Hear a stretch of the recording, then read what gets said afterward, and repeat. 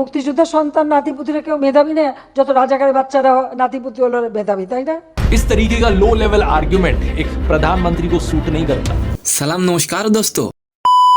অবশেষে ভারতের বিখ্যাত ইউটিউবার ধ্রুব রাঠি বাংলাদেশের চলমান কোটা সংস্কার আন্দোলন নিয়ে নিজের ইউটিউবে ভিডিও আপলোড করেছেন, যেখানে ধ্রুব রাঠি প্রধানমন্ত্রী হাসিনার নানা রকম কর্মকাণ্ড তুলে ধরেছেন। তো কি অবস্থা, কেমন আছেন? আমি নিয়ন বাওয়ার গাইজ। আজকের ফার্স্ট নিউজটি থাকবে কোটা সংস্কার আন্দোলন নিয়ে কি বলেন YouTuber Dhruv Rathee, and second নিউজটি থাকবে মুক্তি পাওয়ার সাথে সাথে বক্স অফিসে সাড়া ফেললো ডেডপুল 3। তো আশা করি ভিডিওটি সম্পূর্ণ দেখবেন।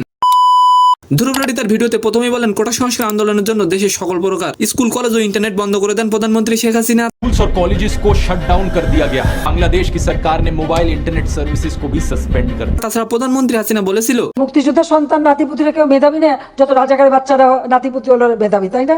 এই কথাটি জবাবে ধ্রুব রাঠি বলেন, একজন প্রধানমন্ত্রীর মুখে এমন কথা মানায় না। इस तरीके का लो लेवल आर्ग्यूमेंट एक प्रधानमंत्री को सूट नहीं करता। এই ধ্রুব রাঠি আগেও নরেন্দ্র মোদীর কর্মকাণ্ড নিয়ে ভিডিও করেছিল। রাঠির জন্য মোদীর গদি পর্যন্ত নড়ে গিয়েছিল। ধ্রুব রাঠি কোটা সংস্কার আন্দোলন নিয়ে বলেন, ছাত্র সমাজ আন্দোলন করতেই পারে। তাছাড়া ধ্রুব রাঠি বাংলাদেশের বর্তমান পরিস্থিতিও তুলে ধরেছেন। ভিডিও শেষে ধ্রুব রাঠি বলেন, আমি আশা করব বাংলাদেশের প্রধানমন্ত্রী দেশের মানুষের সমস্যা বুঝবে এবং নিরপেক্ষ রায় দেবে। प्राइम मिनिस्टर शेख हसीना अपने देश की लोगों की प्रॉब्लम्स को समझ पाएंगी और एक पॉजिटिव अप्रोच यहाँ पर ले पाएंगे। এই ভিডিওর নিচে হাজার হাজার বাংলাদেশি তাকে ধন্যবাদ জানাই। আচ্ছা, আপনি যদি ধ্রুব রাঠিকে ভালোবেসে থাকেন তাহলে অবশ্যই একটি লাইক দিয়ে যাবেন। আর এবার আলোচনা করবো মুক্তির পর বিশ্বজুড়ে বক্স অফিসে দাপটের সঙ্গে শুরু করেছে হলিউড চলচ্চিত্র ডেডপুল 3। উত্তর আমেরিকার স্থানীয় বাজারে পেইড প্রিভিউ থেকে সিনেমাটি আয় করেছে $3,76,00,000, বাংলাদেশি টাকায় $451,70,00,000। বিশ্বের 48টি দেশ থেকে প্রথম দিনে সিনেমাটি আয় করে $48 লক্ষ, বাংলাদেশি টাকায় $760 কোটি।